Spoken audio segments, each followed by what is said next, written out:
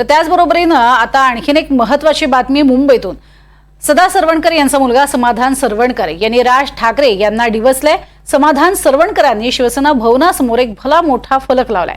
राज ठाकरे यांनी गुढीपाडवा मेळाव्यात कुंभमेळ्यातील गंगा नदीच्या प्रदूषित पाण्याचा मुद्दा उपस्थित केला होता आणि हे पाणी शुद्ध मानून पिणाऱ्यांची राज ठाकरेंनी एक प्रकारे खिल्लीच उडवली होती। आणि याच मुद्द्यावरून सदा सरवणकर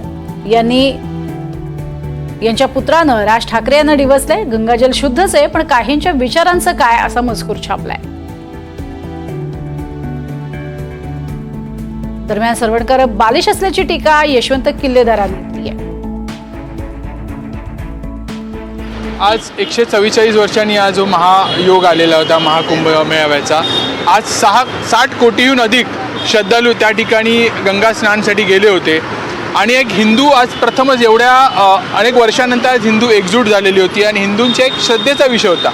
पण आज असं झालं आहे, ज्यावेळेला हिंदू एकजूट होतो त्यावेळेला सॉफ्ट टार्गेट म्हणून प्रत्येक हिंदूला केलं जातं।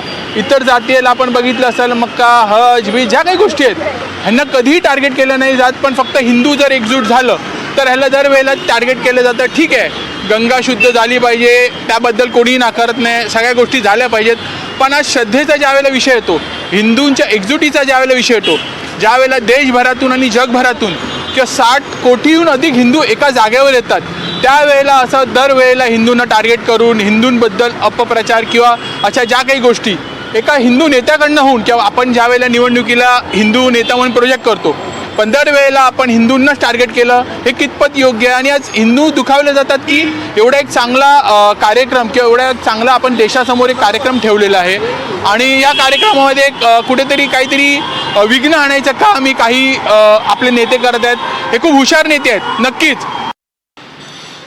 मुळात ते गंगेचा विषय आहे। आम्ही गंगेच्या विषयामध्ये, गंगा ही आपण माता मानतो, गंगेला आपण देवी मानतो।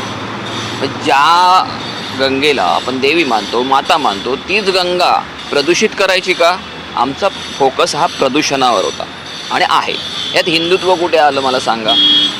पहिली गोष्ट ही। दुसरी गोष्ट ही आहे की मिठी नदीच्या गाळामध्ये सुद्धा पैसा खाणारी ही लोक, तोच पैसा निवडणुकीत वापर करून निवडणुका लढवणारे ही लोक कोणत्या हिंदुत्वाच्या गप्पा मारतायत? यांना काय कळणार की गंगेचं महात्म्य काय आहे आणि प्रदूषणाचं महत्त्व काय आहे? त्यामुळे अशा लोकांकडे हे प्रसिद्धीसाठी करणारे स्टंट असतात। हे लोक तुमचा प्रसिद्धीचा झोत स्वतःकडे यावा म्हणून केलेले हे स्टंट असतात, त्यामुळे यांना फार महत्त्व आम्ही देत नाही।